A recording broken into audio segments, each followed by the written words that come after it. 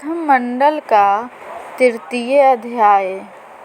मकर तारे दिवलोक में, मंडल अंत पर्यंत। अमृत सागर मुख लगी, समझे भेदिक संत। भाष्य। मकर तार अक्षर मंडल के अंत तक गई है और शब्दामृत अनंत महासागर का स्रोत जहाँ से प्रवाहित हो रहा है उसके मुख में लगी है। इस अनुभव रहस्य अभ्यंतर साधन के मर्म को सद्गुरु भेद के तत्वज्ञानी संत समझेंगे। यह ब्रह्म विद्या का अनुभव तत्व ज्ञान परम गोपनीय तथा सर्वश्रेष्ठ है। इस अनुभव रहस्य को योगी समाधिस्थ ही जान सकता है, जिसे इस भेद रहस्य का पूर्ण बोध तथा अनुभव है। सद्गुरु मंडल अग्र हैं, शयन समाधि परदेश। पर पुरुषार्थ पूर्ण है, पहुँचे अपने देश। भाष्य। दिव्यलोक से सद्गुरु मंडल अर्थात शयन समाधि का प्रदेश आगे है। इस समाधि मंडल की प्राप्ति जीवन का सर्वोत्कृष्ट पूर्ण पुरुषार्थ है। इसके पश्चात दूसरा कोई पुरुषार्थ नहीं है।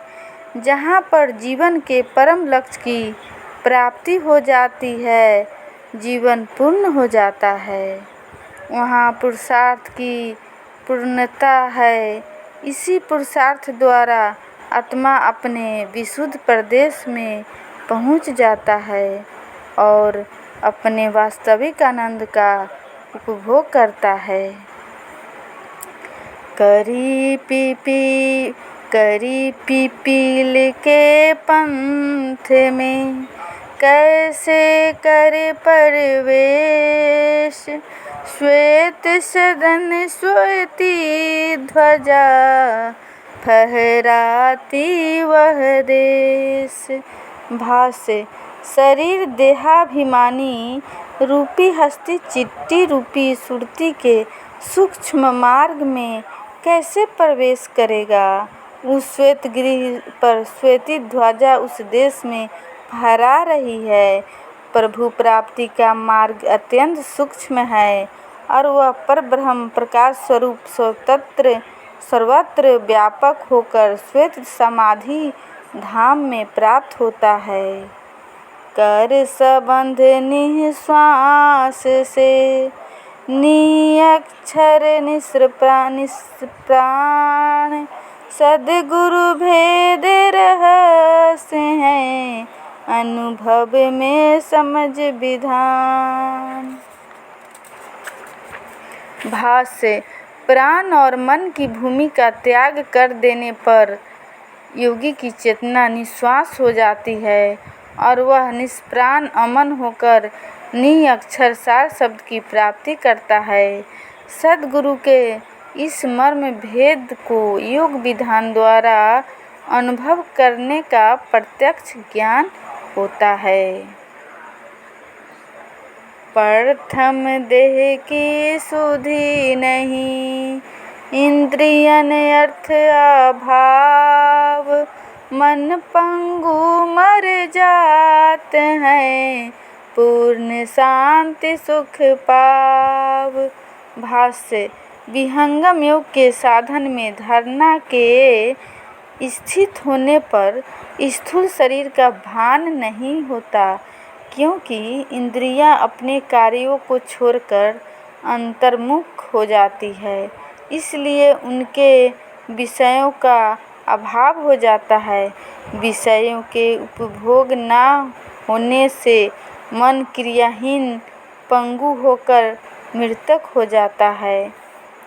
तब मन के अभाव से आत्मा को पूर्ण शांति और अत्यंत सुख की प्राप्ति होती है।